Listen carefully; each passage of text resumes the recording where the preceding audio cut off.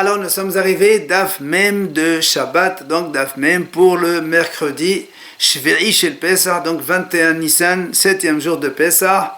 Et nous sommes arrivés à la 4e ligne, Etmar, la Gemara dit Hamin she'ohamu me'er Shabbat. Si on a donc chauffé de l'eau depuis vendredi. Maintenant on est Shabbat. Rav Amar le mahad adohetz behen kol gufo ever. ושמואל אמר לא התירו לרחוץ אלא פניו ידיו ורגליו. Donc la Gemara dit, donc, si on a de chauffer de l'eau avant Shabbat, Rav dit on peut utiliser cette eau chaude le lendemain donc pour se laver tout le corps, membre par membre. Mais Shmuel il dit non, on ne peut autoriser de laver que seulement le visage, les mains et les pieds, pas tout le corps. Alors, l'objet, Hamin she'ohamu me'er Shabbat, la Braïta dit, si on a chauffé de l'eau avant Shabbat, les mahar, rohetz bahen panav yadav v'reglav, aval lo kol gufo, tiufta de Rav. La dit, pourtant il y a une Braïta qui dit, si on a chauffé de l'eau avant Shabbat, le lendemain, donc pendant Shabbat, on se lave avec le visage, les mains et les pieds, mais pas tout le corps. Donc c'est une objection contre Rav. Amar lachrav, il vient Rav et te répond, il dit non, ça pour moi c'est pas une objection. Lo kol gufo bevatahat, et la ever. On m'a dit quand il y a marqué lo kol gufo, ça veut dire que tu n'as pas le droit de laver tout le corps d'un trait, mais tu peux laver comme j'ai dit moi, un membre par membre. Ah, la m'a dit mais pourtant c'est marqué dans la Braïta. Il se lave le visage, les mains et les pieds, il n'y a pas marqué tout le corps membre par membre. Alors Ravi te répond, il dit non, c'est-à-dire quand on a dit panav yada, c'est pas seulement le visage, les mains et les pieds, c'est comme le visage d'abord, les mains, après les pieds, et après aussi le reste du corps, membre par membre, tu peux donc laver son Rav, donc c'est pas une objection pour lui. Tashema l'agmal van ramène encore une breta. Lo etir de la France bahamin she'ohamu me'er Shabbat, ela panav yada v'reglav. Pourtant la breta a dit clairement, on ne peut autoriser de se laver avec de l'eau chaude qui a été chauffée vendredi. Donc on ne peut autoriser de se laver avec cela pendant Shabbat que seulement panav yadav v'reglav, le visage, les mains et les pieds. Question de nouveau contre Rav. Alors il dit Achanami, panav yadav v'reglav. Je te réponds comme tout à l'heure. Comme le style 2, c'est-à-dire c'est pas seulement le visage, les mains et les pieds, mais le modèle 2. Comme le visage, les mains et les pieds, membre par membre, alors là aussi le corps, tu as le droit de le faire membre par membre, comme j'ai dit moi, répond Rav. Tania kebate di Shmuel. Il y a une braïta comme Shmuel. Hamin she'ohamu me'er Shabbat. Donc on a de l'eau chaude qu'on a chauffée depuis vendredi. Les mahar, donc le Shabbat. Rohetz bahen panav yadav v'reglav. Aval lo kol gufo ever. Donc c'est marqué clairement, le lendemain pendant Shabbat, il se lave avec le visage, les mains et les pieds, mais pas tout le corps, même membre par membre, on n'a pas le droit. Donc c'est pas comme Rav, c'est comme Shmuel. Et la Braïta continue. Ve'en sarich lomar hamin she'ohamu beyom tov. Et donc je n'ai pas besoin de te dire que même de l'eau chaude qui a été chauffée le jour de Yom Tov, là aussi, tu as le droit de laver avec le visage, les mains et les pieds. Rabba maintenant là les hashemata de Rav behay leshana. Rabba lui, il a étudié cet enseignement de Rav selon la version qu'on va dire maintenant, une version différente. Comme ça il dit, Hamin she'ohamu me'er Shabbat, donc de l'eau chaude qu'on a chauffée le vendredi. Les mahar pendant Shabbat, Amar Rav rohes behen kol gufo. Rav dit, tu peux laver avec tout le corps, mais il faut laisser un membre, tu ne laves pas. Évidemment, dans ces cas-là, on lui a objecté les objections qu'on a fait tout à l'heure. La Braïta qui a dit le visage, les mains et les pieds. Et là, évidemment, c'est une objection. Tu ne peux pas me répondre comme tout à l'heure, Keren, un truc comme ça, puisque là, on te le dit. Tu laves tout le corps et tu laisses un membre. Donc forcément c'est tout le corps et donc c'est une objection. Amal le Rav Yosef l'a Abaye. Rav Yosef, il a posé la question à Abaye. Il lui a dit, Rabba, mais ka'avid kishmate de Rav. Il a dit, est-ce que, parce que Abaye il était élevé par Rabba, Et comme maintenant Rabba il est niftar, alors il est venu Rabba demander à Abaye, est-ce que Rav Yosef il est venu demander à Abaye, Rav Yosef il a demandé à Abaye, il dit, est-ce que ton maître Rabba, il faisait comme Rav, c'est-à-dire, donc au niveau de se laver, oui ou non? Amale la yadana. Il a dit à Abaye, je ne sais pas. Apparemment, il n'a pas vu. Alors la Gemara dit, mais je ne comprends pas. Maïtivaïl, qu'est-ce que c'est que cette question qu'il lui pose, donc Rav Yosef à Abaye? Pshita de la Ravid, c'est normal qu'il ne va pas faire comme Rav, puisque Rav a été objecté. Alors il m'a dit, lâche-moi-aller. Peut-être qu'il n'a pas entendu l'enseignement donc, des objections. Et donc il a peut-être fait comme Rav. Lâche-moi-aller, va des Ravid. Et s'il n'a pas entendu, c'est sûr qu'il a fait comme Rav. De Amal Abaye. Comme il a dit Abaye, on a vu déjà auparavant ça, quand il est des morts, tout ce que faisait le maître, c'est-à-dire Rabba, Avid Kiram, il faisait toujours comme Rav. Ba mehanetlat, sauf 3 choses de Avid Kishmoel, il faisait comme Shmuel. On a vu ça donc précédemment. Matelin, Mebered et Bered, on a dit, Rabba, il faisait comme Shmuel qui est autorisé de déplacer des tzitzit d'un vêtement à un autre. On m'a dit qu'il donc il est autorisé d'allumer un ner Hanouka, donc d'un autre ner Hanouka. Et va à la Rabbi Shimon Begrila. Et la halakha est comme Rabbi Shimon, dans le fait de traîner un banc ou un lit donc sur le sol Shabbat, même si peut-être ça va faire décision dans la mesure où il n'a pas d'intention. Donc on a dit que Rabba il faisait comme Rav, sauf ces temps-là il faisait comme Shmuel. Donc peut-être que tout le temps il fait comme Rav. Alors là, on m'a dit non, peut-être que Rabba, quand il faisait comme Rav, parce qu'il était mahmir comme Rav, mais là où Rav il est mikil comme ici, que Rav il permet de se laver complètement, donc tout le corps avec de l'eau chaude, même si elle a été chauffée la veille de vendredi, peut-être que Rabba n'était pas d'accord avec Rav, il ne faisait pas comme lui. Tano Rabbanan Chachamim enseigne. Mirchas shepakeku nechava me'erev Shabbat. Il dit si on a un bain et on a donc bouché les orifices, Rachid dit pour ne pas que sorte la chaleur, ça veut dire qu'on a donc gardé la chaleur de ce bain bien fermé. Pendant le vendredi, on a fermé tout ça, on a laissé chauffer tout le Shabbat. Les Motzei Shabbat, alors samedi soir, il peut venir immédiatement à la sortie de Shabbat, eh bien, il peut venir prendre son bain là-dedans. C'est-à-dire, on n'a pas besoin d'attendre le temps que ça chauffe, puisque ça a été fait depuis vendredi.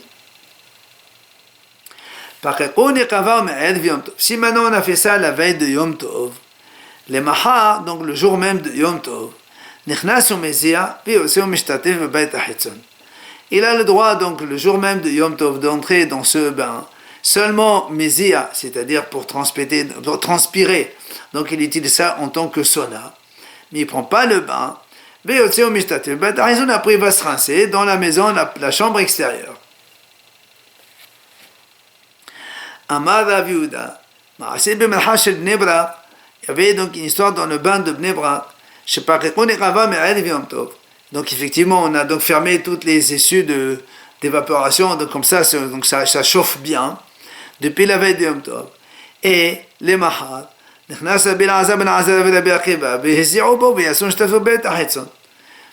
il a dit donc, ils sont entrés à Belazar et à Berkiva, et ils ont fait tous les deux, donc ils ont transpiré dans ce bain-là, et ils sont sortis. Et ils se sont rincés dans la chambre extérieure. Et là, il dit que l'eau chaude, elle était enveloppée avec Nisarim, c'est-à-dire des planches de bois. Ça veut dire que ça veut dire qu'il n'y a pas de crainte que ça a été chauffé par donc la chaleur pendant Shabbat. Quoi qu'il en soit, que Shabbat d'abord les Hachamim. Quand la chose est arrivée devant les Hachamim, cette histoire-là, Amrou, Afal Pishin Hamin Shelo Mehopin Ben Sarim. Même si, donc, les chaudes n'étaient pas couvertes avec des planches, eh bien, on avait le droit. Maintenant, Mishela Boavre Avera, Hetrilo les Essur. Il dit maintenant ils se sont multipliés les gens qui font des péchés, alors on a interdit aussi le fait de transpirer dans ces bains-là. Et l'Agmara continue, un bétayot shel krachin, les grands bains qui se trouvent dans les grandes villes, metayel bahem ve'eno hoshesh. On a le droit de marcher là-bas, donc même si on marche, et donc c'est chaud, il n'y a pas de crainte qu'après il va transpirer, c'est moutard, parce que c'est donc façon un petit peu normale de marcher. Viens sur cela que Maral pose. Qu'est-ce qu'on a dit tout à l'heure? Dès qu'ils sont augmentés, les Avdei Avera, ils faisaient des péchés. C'est quoi les faiseurs de péchés? Amar Rabbi Shimon ben Pazi. Il a dit Rabbi Shimon ben Pazi, Amar Rabbi Yoshua ben Levi, Meshom Bar Kapara. Au nom de Bar Kapara. Il dit, Batehila, au début, Hayod Hasin, Behamin Shohamu Me'er Shabbat. Les gens, ils se lavaient donc avec de l'eau chaude qu'on avait chauffée vendredi. Et après les responsables des bains, et comme ils ont vu il y avait du monde, alors ils ont chauffé de l'eau même pendant Shabbat. Mais ils disent non, c'était chauffé avant Shabbat. Alors qu'est-ce qu'ils ont fait les haramim que maintenant ils font des péchés? Et donc ils ont interdit le bain, mais ils ont autorisé de faire donc d'aller transpirer dans ces bains. Seulement. Il y avait encore des gens qui, soi-disant, ils allaient pour transpirer, mais en fait, ils se lavaient avec l'eau chaude. Alors, donc du coup, les haramim ont aussi interdit d'aller faire sauna le jour du Shabbat, donc transpirer, c'est assour aussi, même sans le bain. Mais les haramim ont autorisé les sources chaudes de Tiveria, des sources naturelles chaudes, on a le droit donc de se laver avec Shabbat. Seulement,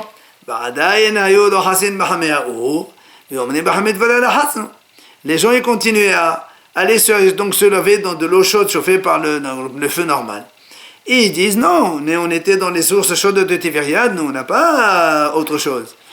Alors du coup, les Hachamim, Hachamim ont autorisé même les sources chaudes de Tiveriade,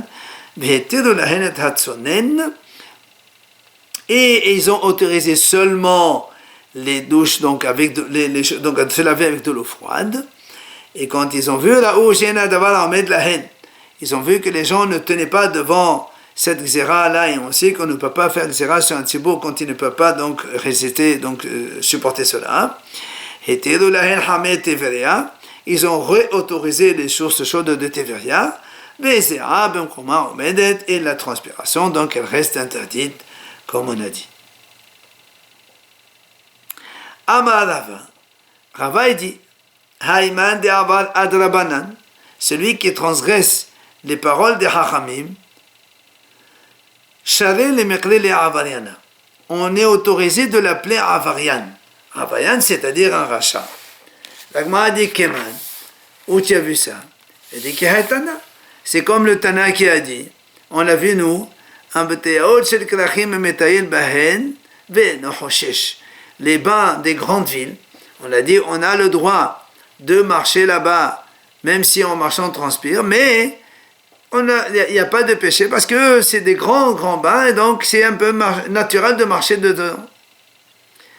Amaraba, Rava dit justement, seulement dans les grandes villes on permet de faire cela.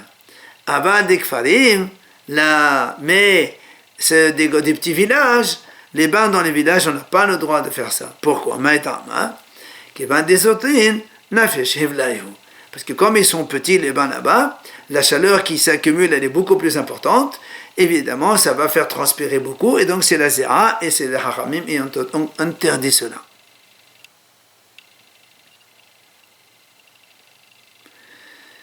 Tano Rabanan, hachamim enseigne, מתחמם אדם כנגד המדורה ויעשה ומשתתף בצונן ובלבד שלא ישתתף בצונן ויתחמם כנגד המדורה מפני שמאפשר מים שעליו.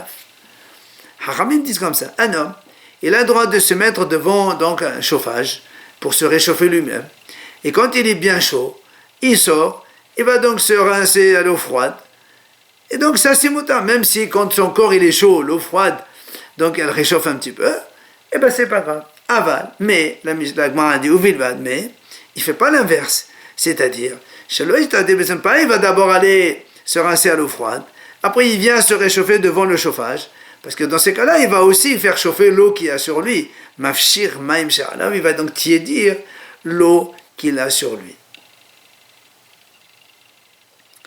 Tano Rabbanan, un autre enseignement des Hachamim, Mehem Adam Alontit, un homme, il a le droit de chauffer une serviette de toilette, et il la chauffe. Il la pose sur son ventre quand il a mal au ventre, c'est chaud, alors il met la serviette sur lui. Mais, au vilvad à condition, il n'a pas le droit d'amener donc une bouillotte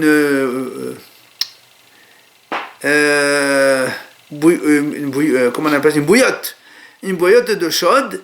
Il n'a pas le droit de faire ça Shabbat, il la pose sur son ventre, parce qu'on craint que l'eau elle se renverse sur lui, et donc il va se laver le ventre avec de l'eau chaude. Et la Gemara continue à baser, et ça, même en semaine, c'est assourd, de peur que l'eau elle soit trop chaude, et si ça s'ouvre, ça va lui brûler le ventre, évidemment. Tano Rabbanan Chachamim enseigne. Un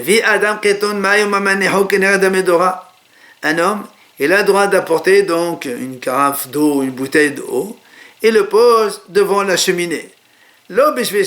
Pas pour qu'il chauffe, mais il ne va pas les laisser qu'il soit bouillant. Et là, c'est avec Tsenatan, que donc le froid, il tiédit un peu, il devient moins froid. Ça, c'est le premier hacham. Rabbi Yehuda Omer, Rabbi Yehuda il dit, mais Aïcha par shel shemen, une femme a le droit d'amener une fiole d'huile. Là aussi, elle le pose devant donc un chauffage. Là, pas pour que l'huile elle cuise, mais elle a pas cher pour qu'elle devienne plus tiède. Et enfin, là-bas, c'est Shimon Gamliel Omer. Lui, Rabbi Shimon Gamliel, il n'est pas d'accord sur l'huile. Isha Sacha Yada Shemen, il dit comment une femme l'a fait. Une femme, elle peut oindre ses mains avec de l'huile. Et après, après, elle chauffe sa main devant le chauffage. Après, elle pourrait, avec ses mains qui sont un petit peu huileuses et un peu réchauffées par le chauffage, elle peut aller ensuite oindre son fils. Il n'y a pas de problème dans ce cas-là. Shabbat, bien sûr. Donc, on a vu que le Tanakama, il a dit qu'on a le droit de tiédir l'eau. Rabbi Yehuda, il a dit on a le droit de tiédir l'huile. Et Rashbag, il dit non, même l'huile, on n'a pas le droit de tiédir. C'est pour ça que m'a dit Ebayalou. La m'a dit Shemel Mahou le Tanakama. Est-ce que Tanakama, l'huile, il permet ou ne permet pas? Parce que lui, il a autorisé que l'eau seulement. Rabba et Rabbi Yosef d'Amnet Abayou Hetera. Rabba et Rabbi Yosef, eux, ils disent que selon Tanakama, même l'huile aussi, c'est moutard. On a le droit d'amener donc une fiole d'huile et on la réchauffe devant le feu. Donc on la fait tiédir. Rav Nachman ben Esarama et Esura. Rav Nachman lui a dit non, c'est interdit, selon Tanakama. Et chacun il explique ses avis. Là-bas, il avait Yosef d'Amnet avec le terrain. Pourquoi ils ont dit que c'est moutard selon Rabbi et Rav Yosef, que Tanakama a dit que c'est moutard? Il dit Shemen, Af Alpi Shehet Soledet Bomuta. Parce que lui, même quand il chauffe très très fort, c'est permis. Pourquoi? Parce que Tanakama, Shemen Embo Mishum Bishul. Parce que Tanakama il dit l'huile, il n'y a pas donc bichoul dans l'huile. Ça ne s'appelle pas cuire. C'est pour ça que Rabbi Yehuda dit non, il y a bichoul dans l'huile. Et donc c'est pour ça que moi ce que j'ai autorisé, pas le bichoul, juste de le tiédir seulement, mais pas le faire cuire. Et Rabbi Shimon il a été encore plus mahmir. Il dit non, et même quand tu le fais dire, tu es en train de le faire cuire, c'est pour ça que tout ça c'est interdit. Rabbi Shimon Gamliel il autorise que si la femme elle met un peu d'huile dans sa main, elle réchauffe sa main et après elle va oindre avec. Ça c'est l'avis de Rabbi et Rabbi Yosef qui eux ils disent selon Tanakama que c'est moutard. Maintenant Rav Nachman ben Esarama et Esura. Rav Nachman ben Esarama il dit non. Le Tanakama il pense qu'avec de l'huile c'est assourd. Shemen afal pishen soledet bo assourd. Même s'il n'arrive pas à une température de Yad Soledet, on verra tout à l'heure ce que c'est interdit. Pourquoi? Parce que Kasaba, Shem Nishbo Bishou Bishul. Le Tanakama il pense qu'il y a notion de cuisson dans l'huile. Et le fait de le tiédir, c'est ça la cuisson. Or ça c'est assourd. Donc, Tanakama il interdit de faire cela avec de l'huile. Viens Rabbi Uda dit c'est vrai que la cuisson c'est assourd, mais le fait de le tiédir, ça s'appelle pas cuisson et on a le droit de tiédir l'huile devant le feu le jour de Shabbat. Et Rabbi Shimon Gamliel dit non, il y a aussi la notion de cuisson dans l'huile. Le fait de tiédir c'est aussi bichoul et c'est interdit. Alors l'Agma a dit à Rabbi Shimon Gamliel, Tanakama, dans ces cas-là c'est la même chose que Tanakama. Alors on répond, c'est-à-dire que Rabban Shimon Gamliel a permis quand on fait que la hayat de façon donc différente de l'habitude, quand on met dans la main l'huile et on échauffe ça c'est motard, alors que Tanakama lui dit même par chinouille c'est assourd. Amar Rav Yehuda Amar Shmuel, il dit Rav Yehuda au nom de Shmuel, Echad shemen ve'echad mayim yad soledet bo assour en yad soledet bo mutar. Il dit Shmuel donc Rav Yehuda, que ce soit de l'huile ou de l'eau. Quand on les chauffe à une température Yad Soledet, c'est interdit. Mais si on les chauffe à une température En Yad Soledet, c'est moutar. Alors, m'a dit Vechedami Yad Soledet. Bon, qu'est-ce que c'est Yad Soledet?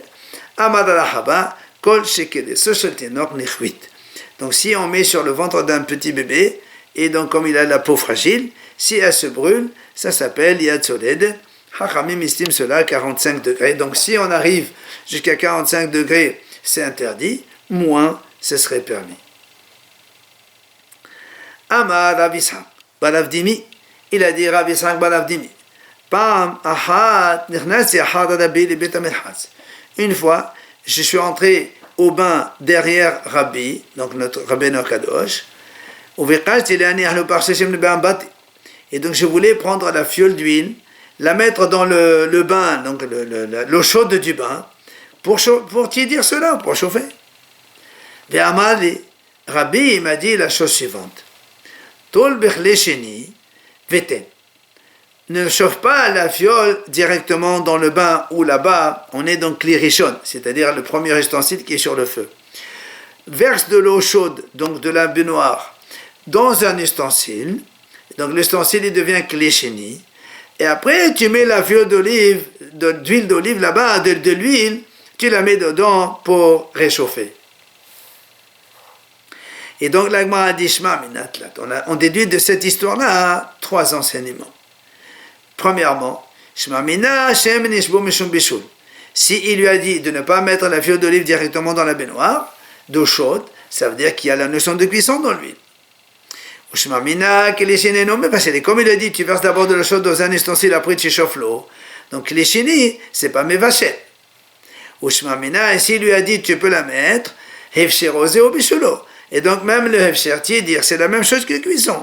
Et donc les 3 enseignements qu'on retire de cette histoire-là. Sur ce, l'Agma s'étonne. Comment Rabbi il a pu donner cet enseignement de halakha de Torah dans le bain, dans la salle de bain, dans une baignoire? Il a dit à la Baba Barhana, Amar Rabbi Yohanan, Bechol Makom, Mutar leharher. Dans tous les endroits, on a le droit, donc il est permis de penser à des paroles de Torah. Sauf quand on est dans le bain ou dans les toilettes, il est interdit de penser à des paroles de Torah. Alors comment Rabbi, il lui a donné cet enseignement de Torah dans le bain? Peut-être que tu me réponds, il lui a parlé ça en langage hol. Il n'a pas parlé en hébreu. Ah, dans ces cas-là, il m'a dit, c'est pas une raison. Abaye, il a dit, Devarim shel hol, mutar le omran belashon hakodesh, shel kodesh, asur le omran belashon hol. Abaye, il a dit, quand c'est donc des choses qu'on a le droit de dire, eh bien, on a le droit de dire, même belashon hakodesh. Et des choses qui sont kadosh, même belashon hol, tu n'as pas le droit de le dire. Alors vient l'Agma le dire, réponse, Efroshem et Esura Shani. Il dit non, quand est-ce que, c'est vrai, on n'a pas le droit de dire des paroles de Torah dans la salle de bain ou dans les toilettes, mais si tu veux écarter l'homme, un individu d'un péché, alors là tu as le droit de le lui dire, comme là ici, donc pour que l'autre Rabbi Yitzhak, il ne fasse pas de péché de mettre l'huile dans la baignoire carrément dans l'eau chaude, Kli Rishon, et ça s'appelle cuisson et c'est sur Shabbat. C'est pour ça il s'est permis de lui dire donc cette halakha. Teda, on a dit la preuve. Rabbi Yehuda Amar Shmuel. Il a dit Rabbi Yehuda au nom de Shmuel. Maaseh betalmido shel Rabbi Meir. C'était donc l'élève de Rabbi Meir. Shenachnas Sahara ou le Bet Minchas, il est entré derrière donc Rabbi Meir au bain. Il voulait donc laver le sol. Il lui a dit non, tu n'as pas le droit. Parce que donc le sol il était en terre. Et si tu mets de l'eau, ça va faire égalisation c'est comme Toda de Horesh. La sourloka amaloin sachin. Il voulait même aussi oindre. Il lui a dit non, tu n'as pas le droit de oindre. Donc tu vois bien que Alma, Efdashim Esura Shani. Donc tu vois bien, quand on veut écarter quelqu'un de péché, on a le droit de le dire, même dans les toilettes, même dans la salle de bain. Amar Ravina. Il vient à Ravina, il nous dit, Shma Minna, de cette histoire-là, on déduit la chose suivante. Hamevashel behamed badia beshabbat, hayam. Si quelqu'un il fait cuire dans les eaux, donc les sources chaudes de Tevaya, il est hayab. Pourquoi? C'est parce que des Hamas, des Rabbi, des Hazera. Parce que là, l'histoire de Rabbi, c'était après la Xéra, qu'on a de Xéra sur la Zira, comme on avait expliqué donc tout à l'heure. Et comme ici on est dans les sources de Tevaya, et il lui a dit c'est assour. Donc, il lui a dit Ramtol Berlecheni, Veten. Donc il lui a dit tu mets donc un deuxième kili avant de mettre l'huile. Alors le Mohan s'étonne. Comment tu me dis cela? Et pourtant Rav Hazda il a dit celui qui fait cuire dans les sources chaudes de Tiveria, il est pas tôt. Comment toi tu m'as dit hayab? Alors il lui répond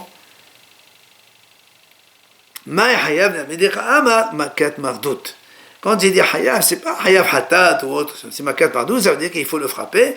Hachamim le frappe pour ne pas qu'il recommence à faire ce genre de péché. Amar Rabbi Zera. Il a dit Rabbi Zera. Ana hazité le Rabbi Avahu deshat be'ambat.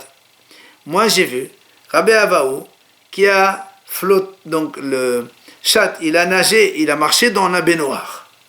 Seulement il dit Velayadana et akar et la akar. Je ne sais pas, est-ce que il a détaché ses pieds du sol et donc effectivement il a nagé complètement, ou bien il a continué à nager, mais il avait toujours les pieds au sol. Alors la m'a dit, qu'est-ce que c'est cette question? C'est évident qu'il n'a pas enlevé donc son pied, ses jambes du sol. Détania.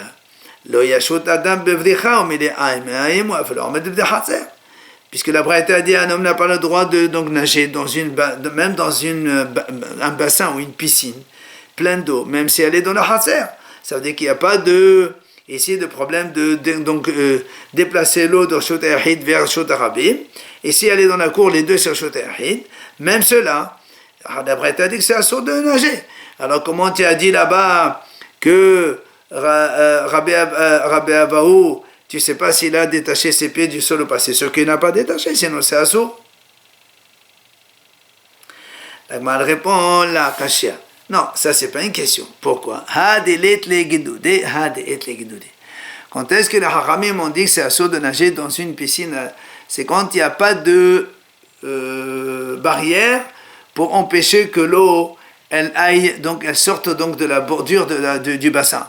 Mais quand il y a une bordure qui empêche l'eau de sortir, là dans ces cas-là, c'est moutar. Parce que quand il y a une barrière, ce n'est plus un fleuve. Le Xerat Haramim, c'est quand quelqu'un va nager dans un fleuve, et donc ça va déborder l'eau en dehors, et pour d'autres raisons. Et là, quand il y a des bordures de tous les côtés, que l'eau elle ne sorte pas, ne déborde pas, alors c'est moutar.